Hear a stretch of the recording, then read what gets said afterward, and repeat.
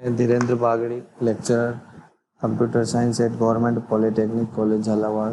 मैं आप सभी का स्वागत करता हूँ। वीडियो सीरीज की श्रृंखला में हम सब्जेक्ट पढ़ रहे हैं computer PC maintenance and trouble shoot. इससे पहले वाले सेशन में मैंने आपको ब्रीफ कर दिया था कि ये सब्जेक्ट होता क्या है।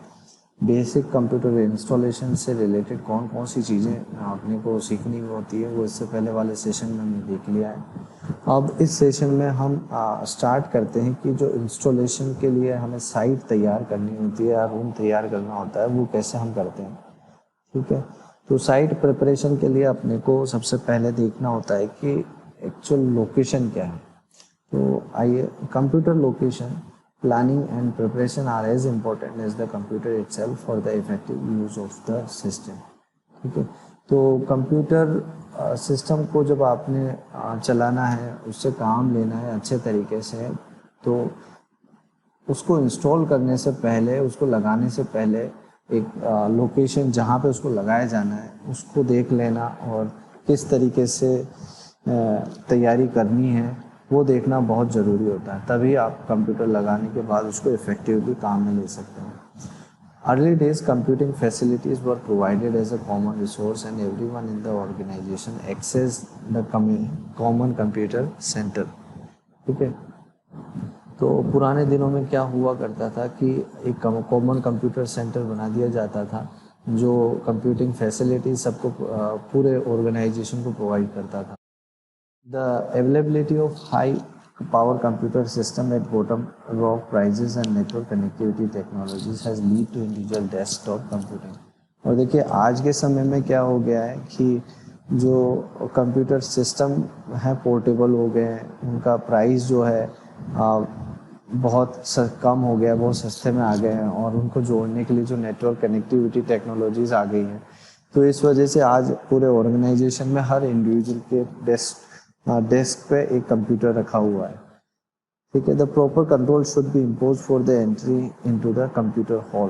ठीक है, अब जब इन कंप्यूटर्स को अगर आप एक सेंटर पे लगा रहे हैं, रख रहे हैं यूज़ करने के लिए, तो इनकी एंट्री पे एक प्रॉपर कंट्रोल होना चाहिए। This is to avoid the unauthorised person entering the computer room. मतलब हर किसी को, अनऑथराइज्ड पर्सन को कंप्यूटर रूम के अंदर एंट्री नहीं दी जानी चाहिए। क्यों नहीं दी जानी चाहिए, तो इसका एक मेजर कारण है कि कंप्यूटर क्राइम से आप बच सकते हैं। ठीक है, the room should be away from airborne contamination. ठीक है, such as smoke and other pollution. तो आप अपने जो लैब को या कंप्यूटर सेंटर को इस्टेब्लिश करने जा रहे हैं, तो वो इतनी दूरी पे हो जहाँ पे पोल्यूशंस और धुआं वगैरह ना पहुँच सके। The power should be provided with properly grounded outlets. और जो कंप्यूटर सेंटर में आप पावर सप्लाई देने वाले हैं वो प्रॉपरली ग्राउंडेड हो। The computer hall should be away from the radio transmitter और any other source of radio frequencies. ठीक है, तो जो कंप्यूटर सेंटर या कंप्यूटर लैब आप इस्टेब्लिश करने जा रहे हैं, तो आप ये भी देख लें उसकी लोकेशन ऐसी हो कि आसपास रेडियो ट्रांसमीटर्स ना हो। The communications lines such like telephone lines must be easily connected to the room if there is a need for fax or modem or communication purpose। ठीक है, आप जब नेटवर्किंग का यूज़ करते हो तो जो नेटवर्किंग के लिए केबलिंग करी जाती है, टेलीफोन की केबलिंग के थ्रू अगर आप फैक्स करते हो या इंटरनेट को यूज़ करते हो या इंटरनल नेट आप अपने ऑर्गेनाइजेशन के बीच में इस्टेब्लिश करना चाहते हो, तो उसकी केबलिंग इस तरीके से हो कि वो इजीली एक्सेस इजीली कनेक्टेड रहें, ताकि जो भी आप करना चाहते हैं, फैक्स करना चाहते हैं और एज अ मॉडेम आप यूज़ करना चाहते हैं, वो इजीली हो सके। नेक्स्ट है computer room pollution, dirt, smoke, dust and other pollutants. ये जो होते हैं ये अपने सिस्टम के लिए अच्छे नहीं होते। हमेशा कोशिश होनी चाहिए कि इनसे दूर अपने सिस्टम्स को, अपनी लैब को रखा जाए। The suspended particles in the air will be carried through the system and will be collected inside the power supply. ठीक है, ये जो एयर में पोल्यूटेंट्स होते हैं ये सिस्टम के द्वारा कैरी करे जाते हैं और पावर सप्लाई पे आके जमा होते चले जाते हैं। ठीक है, आपने देखा होगा कूलिंग फैन जो अंदर लगा होता है उस पर बहुत डस्ट पार्टिकल जमा होते हैं। और तो आपको ये ध्यान रखना होना चाहिए कि ये जो कंटामिनेटेड एयर्स हैं, गंदी हवा है, वो सिस्टम के अंदर कंप्यूटर रूम के अंदर एंटर ना करे। तो an air curtain about door में avoid contamination being carried in the users. ठीक है, तो आप जब लोकेशंस का ध्यान रख रहे हो, रूम कंप्यूटर रूम को का ध्यान रख रहे हो, तो आपको ये भी ध्यान रखना चाहिए कि पॉल्यूटेड एयर नहीं एंटर करे। ठीक है,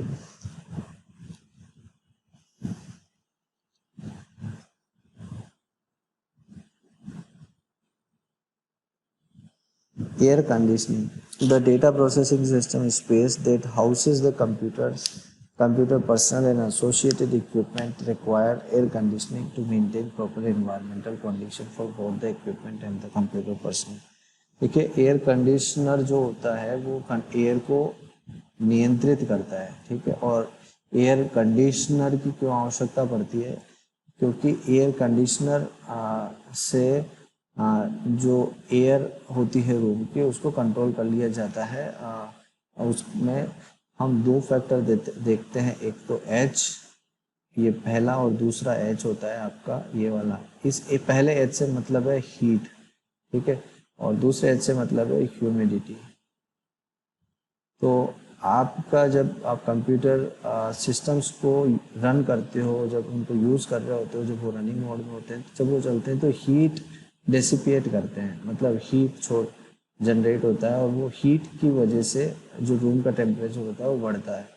उस वजह से कई बार क्या होता है कि एक साथ सिस्टम चलने के कारण टेम्परेचर काफ़ी बढ़ जाने से सिस्टम्स के पार्ट्स को डैमेज कर सकते हैं। तो यहाँ पे हीट को कंट्रोल करना ज़रूरी होता है। दूसरा, एक ह्यूमिड जो आपका एनवायरनमेंट होता है, कई बार बारिश और सर्दी के टाइम में जो एनवायरनमेंट ह्यूमिड होता है उसकी वजह से जो रूम के अंदर मॉइस्चर हो जाने से एक सर्किट क्रिएट होता है। तो कई बार सिस्टम के अंदर भी अगर वो ह्यूमिड पार्टिकल्स एंटर करते हैं तो वहाँ पर भी शॉर्ट सर्किट होने की संभावना होती है। तो यहाँ पर भी अपने को ह्यूमिडिटी को कंट्रोल करने के लिए एयर कंडीशनर की आवश्यकता होती है। The data processing system space that houses the computer personnel and associated equipments require air conditioning to maintain proper environmental conditions for both the equipment and computer personnel. Computers generate heat. They contain components sensitive to extreme of temperature, humidity and presence of dust. ठीक है, exposure to condition outside the prescribed limit can cause improper operation or complete shutdown of the equipment. तो यही होता है कि जो बहुत sensitive होते हैं कंप्यूटर में लगे हुए पार्ट, टेम्परेचर और ह्यूमिडिटी और डस्ट के लिए, ठीक है, थोड़ा सा भी टेम्परेचर बढ़ा, ह्यूमिडिटी ज़्यादा कम हुई या डस्ट पार्टिकल हुआ, तो जो सिस्टम जिस ऑपरेशन के लिए बना है वो ऑपरेशन परफॉर्म ना करके वो कुछ और गलत करने लगे और साथ ही कंप्लीटली डैमेज हो जाए, तो ये बिल्कुल अनसर्टेन बना रहता है। Computer components and consumable like magnetic tape, disk tag, data cartridge and floppy disk have more tolerance to operating environment. तो जो कंप्यूटर कंपोनेंट्स होते हैं, जैसे कि आपका कंप्यूटर में लगा हुआ मैग्नेटिक टेप हो गया, डिस्क हो गया, डिस्क पैक्स हो गए, और डेटा कार्टेज हो गए, फ्लॉपी डिस्क हो गए, ठीक है, ये इनका टॉलरेंस जो होता है, क्षमता जो होती है ऑपरेटिंग काम करने की, ईटिंग की वजह से क्षमता होती है। Even they have to be kept under environmental condition in accordance with the manufacturer recommendation. तो ये जो पार्ट्स लगाए जाते हैं तो इन पे साफ साफ लिखा होता है कि जब आप इनको यूज़ करें तो टेम्परेचर इस तरीके से हो, लोकेशन इस तरीके से हो, ज़्यादा डस्ट ना हो, ज़्यादा हीट ना हो, ह्यूमिड ना हो। तो इन चीज़ों को ध्यान में रखना बहुत ज़रूरी है। तो इनके लिए अपने को एयर कंडीशनिंग की ज़रूरत होती है। हाई रिलेटिव ह्यूमिडिटी लेवल्स में cause consideration on machine surfaces and moisture observation which affects the floppy disk and magnetic media. ठीक है, paper also gets affected by moisture leading to problem like paper jam. तो देखिए, ये जो humidity level है इसकी वजह से कितना फ़र्क पड़ सकता है। आपका जो मशीन का जो सरफेस सतह होता है वहाँ पे मॉइस्चर हो जाने की वजह से आपका फ्लॉपी डिस्क ख़राब हो सकता है, मैग्नेटिक एरिया ख़राब हो सकता है। और जैसे प्रिंटर में जो पेपर लगा हुआ है वहाँ पे मॉइस्चर हो जाने की वजह से आपका पेपर जैम हो सकता है। कम ह्यूमिडिटी के कारण क्या होता है, आपका जो स्टैटिक इलेक्ट्रिसिटी है वो बढ़ जाता है, ठीक है, जिससे क्या हो सकता है आपका मेमोरी और जो चिप्स लगे हुए होते हैं वो डैमेज हो सकते हैं, ठीक है। और तो इसलिए जो एटमॉस्फेयर का जो टेम्परेचर है उसको कंट्रोल करना अति आवश्यक है, ठीक है। तो ये एयर कंडीशनिंग जो सिस्टम होता है वो इसीलिए डिज़ाइन किया जाता है, स्पेसिफिक रिक्वायरमेंट को सॉल्व कर सके। Requirement can solve the problems. Information on computer equipment heat release should be obtained from the computer manufacturer for a proper design, refer table, ठीक है। तो देखिए यहाँ पे किस तरीके से जब कंप्यूटर सिस्टम किसी कंपनी या वेंडर द्वारा आपको दिया जाता है तो वहाँ पे इन्वायरमेंटल कंडीशन को मेंशन किया हुआ होता है। जब ये रन करे तो टेम्परेचर 20 से 25 डिग्री के बीच में होना चाहिए। ह्यूमिडिटी जो है वो 50 तक हो सकती है, प्लस माइनस एक्सेप्टेबल है। फिल्ट्रेशन क्वालिटी आपका 45% टू 20% होना चाहिए। हीट डिसिपिएशन, ठीक है, मेन प्रोसेसर इनटू डिसिपिएट कितना करता है। आप देखिए ये जो है आपका मेन प्रोसेसर लगा हुआ 300 से 360 यूनिट 1 घंटे में ये हीट डिसिपिएट करते हैं पर आवर। डेसिपिएशन यूनिट्स, ठीक है। यूनिट हम नहीं बोल सकते इलेक्ट्रिक यूनिट, इतना तो पॉसिबल नहीं है, बट डेसिपिएशन यूनिट होता है, ठीक है। इसी तरीके से मेन प्रोसेसर है आपका, विजुअल डिस्प्ले यूनिट है और लाइन प्रिंटर है, ठीक है।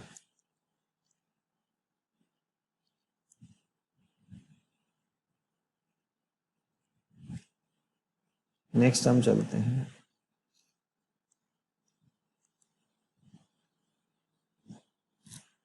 एयर कंडीशनर पे। इसकी वर्किंग देखते हैं कैसे काम करता है। There are different types of air conditioner system. The commonly used are room air conditioner and centralized air conditioners. The centralized air conditioners are used for large volumes halls like indoor auditorium and theater halls, ठीक है। तो बहुत सारी types होते हैं air conditioner के, और आ, जो सेंट्रलाइज्ड, अब जैसे बेसिकली कॉमन टाइप की अगर बात करें तो कुछ रूम एयर कंडीशनर्स होते हैं और कुछ सेंट्रलाइज एयर कंडीशनर्स होते हैं, ठीक है। सेंट्रलाइज एयर कंडीशनर जो होते हैं वो बहुत बड़े हॉल्स के लिए, जैसे इंडोर ऑडिटोरियम हो गए, थिएटर हॉल्स हो गए, वहाँ के लिए यूज़ में लिए जाते हैं। और जो जितने भी कंप्यूटर हॉल्स होते हैं वहाँ पर एक या एक से ज़्यादा एयर कंडीशनर लगाने पड़ते हैं उस हॉल की क्षमता को देखते हुए, ठीक है। ये एक जो आप डायग्राम देख रहे हो ये सिमेट्रिक लेआउट होता है एसी का। इसमें कंडेंसर होता है, इवेपरेटर होता है, कंप्रेसर होता है, अंदर मोटर लगी होती है, ठीक है। जो मोटर लगी होती है वो बाहर लगी होती है, और जो बाहर और रूम के अंदर ये एयर होती है, ठीक है। The functional component of air room air conditioner और window air conditioners are compressor. तो जो रूम एयर कंडीशनर होते हैं उसके अंदर कंप्रेसर होता है, इवेपरेटर होता है, इवेपरेटर ब्लोअर होता है, कंडेंसर विद कंडेंसर फैन होता है, एंड प्रोटेक्शन सिस्टम होता है, ठीक है। जो कंप्रेसर एंड जो ड्राइविंग मोटर्स होती है वो एक ही शाफ्ट पे लगे हुए होते हैं, ठीक है। यहाँ पे देखिए जो कंप्रेसर और ड्राइविंग मोटर आप देख रहे हो, ठीक है, ये एक ही शाफ्ट पे लगी हुई होती है। They are enclosed in welded on और वेल्डिंग करके इनको पैक कर किया हुआ होता है। Hierarchy sealed and no air और moisture can enter the unit. Hermetically sealed होते हैं और इसके अंदर कोई एयर और मॉइस्चर एंटर नहीं कर सकता है। Winding thermostat is embedded to the compressor to protect the winding against the high temperature, ठीक है। तो विंडिंग थर्मोस्टेट को इस तरीके से जोड़ा जाता है कि जो कंप्रेसर के अंदर इस तरीके से जोड़ा जाता है कि ये जो विंड होता है ना बहुत हाई टेम्परेचर का, उससे इसको प्रोटेक्शन मिल सके, ठीक है। और रेफ्रिजरेंट क्या करता है, refrigerant vapor enters the compressor where it is compressed and when it is compressed it become liquid। और जो रेफ्रिजरेंट वेपर्स होता है जो जो एक्चुअल में ठंडा करता है, ठीक है, कंप्रेस होने के बाद वो लिक्विड में बदल जाता है एंड और इसको है ना it is pumped into the evaporator और इसको इवेपोरेटर में पंप कर दिया जाता है। और जो हॉट एयर होती है रूम की उसको खींच लिया जाता है इवेपोरेटर द्वारा, उसमें पंखा लगा हुआ होता है through the filter. The filter mounted in the front of the cooling coil of the evaporator filters the room air, और रूम की जो एयर होती है उसको फिल्टर करता है। Refrigerant liquid absorbs the heat, heat को एब्जॉर्ब करता है एयर से and changes into the gas, और गैस में परिवर्तित करता है। The warm air from the room becomes cool, जो रूम की गर्म हवा होती है ठंडी हो जाती है, blowing the heat on the evaporator. This cool air mixes with the room air and brings down the temperature. ये जो कूल एयर होती है ये रूम एयर के साथ मिक्स होती है और जो टेम्परेचर और ह्यूमिडिटी लेवल होता है उसको कम कर देते हैं। लेकिन the refrigerant gas is send back to the compressor through condenser. क्योंकि जो रेफ्रिजरेंट की गैस होती है उसको कंडेंसर के माध्यम से कंप्रेसर तक भेज दिया जाता है, और जो रेफ्रिजरेंट का वेपर होता है वो उसको कंडेंसर पे जब भेजा जाता है तो ठंडा हो जाता है। Forced air blown on the condenser coil by the condenser fan. The refrigerant giving the heat in the condenser coil reaches the compressor for another cycle, and the complete refrigeration system is charged with Freon 22 refrigerant. The component of an air conditioning system are electrical protection circuits from panel, switches, grill and cabinet. तो ये air conditioning का पूरा working है, ये कैसे काम करता है ये हमने देखा।